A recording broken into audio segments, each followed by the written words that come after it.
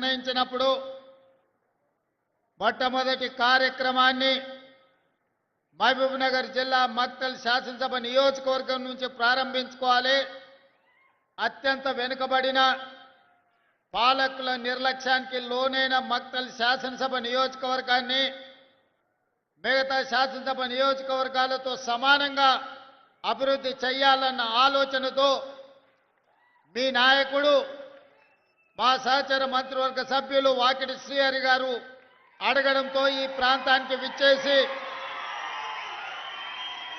నిజమే కదా ఇన్నాళ్ళు కోన్ పూచేగా మక్తల్ అని మాట నానుడిని కాదని సబ్ కుచ్ పూచేగా సబ్ కుచ్ ఆయేగా మక్తల్ అని చెప్పి ఈనాడు మీ అందరి సమక్షంలో 2వ సంవత్సర విజయోత్సవ సభల్ని మక్తల్ నుంచి ప్రారంభించుకోవడం నాకు చాలా సంతోషాన్ని కలిగించింది.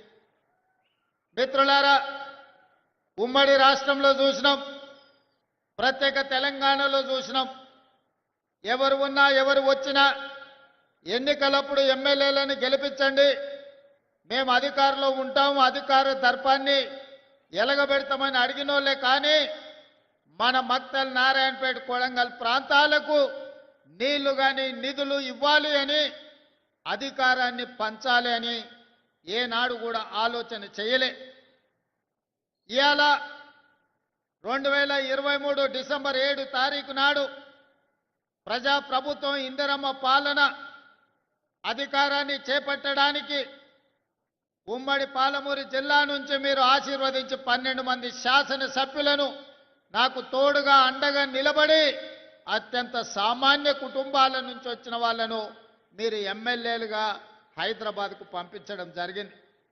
12 మంది సోదరులను ఒక బలగంగా, ఒక బంధువులుగా ఈ ప్రాంతం నుంచి మీరు నాకు అండగా నిలబడడానికి అందించడంతో తెలంగాణ రాష్ట్రానికి 2వ ముఖ్యమంత్రిగా ఈనాడు పార్టీ ప్రజలు ఆశీర్వదిస్తే, ఆనాడు నిజాం నవాబుల నుంచి, నిజాం సర్కార్ నుంచి స్వతంత్రం వచ్చి మొట్టమొదటి హైదరాబాదు రాష్ట్రం ఏర్పడ్డప్పుడు మన పాలమూరు బిడ్డ బూరుగుల రామకృష్ణారావు గారు మొట్టమొదటి ముఖ్యమంత్రిగా బాధ్యతలు చేపట్టిండు. ఆనాటి నుంచి ఈనాటి వరకు 75 సంవత్సరాలలో మన పాలమూరు జిల్లాకు మళ్ళీ ముఖ్యమంత్రి అవకాశం రాలే. ఎవరు ఈ ప్రాంతానికి మంత్రులైనా ఆ ముఖ్యమంత్రుల చెప్పు చేతల్లో కట్టు బానిసలుగా కొనసాగడం వల్ల మన జిల్లా అభివృద్ధి కార్యక్రమాలు జరగలేదు. వలసలు వెళ్ళే ఈ జిల్లా తట్ట పని, పార పని, మట్టి పని కోసం ఇతర రాష్ట్రాలు, ఇతర దేశాలకు బ్రతకడానికి వలస వెళుతున్న మన కష్టాలను, మన కన్నీళ్లను తీర్చడానికి ఎవరు బాధ్యత తీసుకోలే.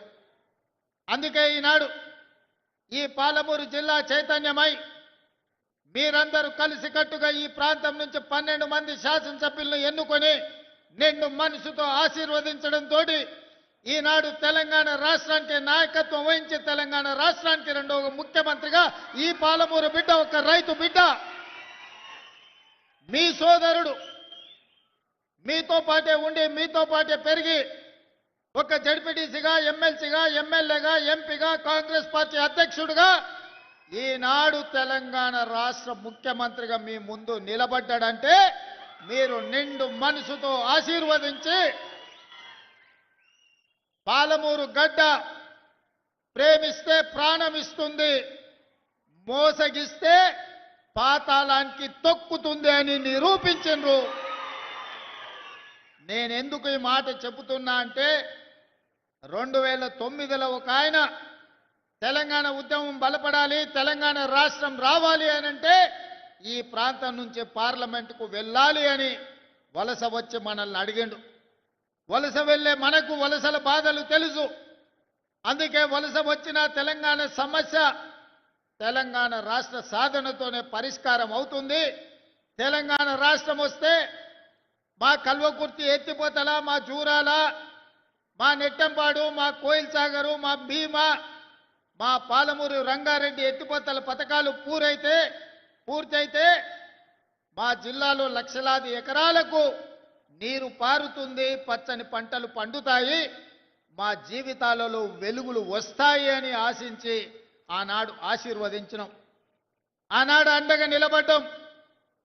పాలమూరులో ఊరు లేకపోయినా, పార్లమెంటులో నోరు లేవకపోయినా మనం ఆశీర్వదించడంతో 2014లో తెలంగాణ రాష్ట్రాన్ని సాధించి మొట్టమొదటి ముఖ్యమంత్రిగా బాధ్యత చేపట్టిన పెద్దాయన మన జిల్లా ప్రాజెక్టులు ఒక్కటి కూడా పూర్తి చేయలే.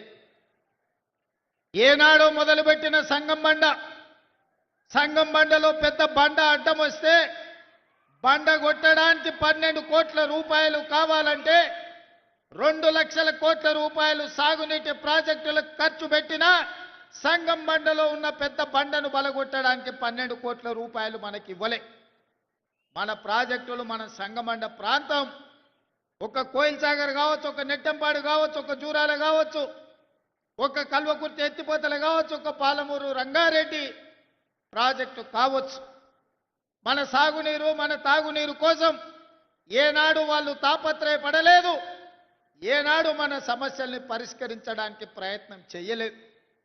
అందుకే అన్ని ఆలోచన చేసి ఇక వాడికో వీడికో పెత్తనం ఇచ్చి ఈరోజు వాళ్ళని అడుక్కునే పరిస్థితి కాదు.